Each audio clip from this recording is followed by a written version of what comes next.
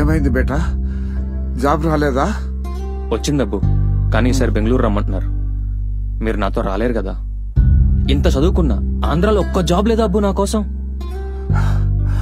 Yeah అల్లా. నమస్కారం అండి.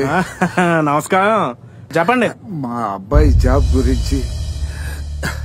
Sir, నేను JNTUKలో బీటెక్ 86% పాస్ అయ్యాను.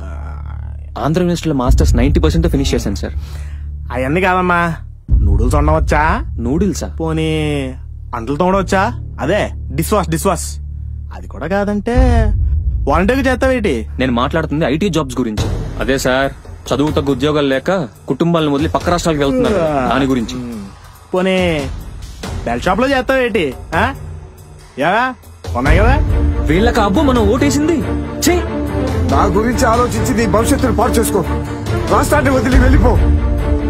లేదబ్బు, వీళ్ళు ఈ రాష్ట్రంలో ఉన్నంత వరకు ఈ రాష్ట్రానికి భవిష్యత్తే ఉండదు.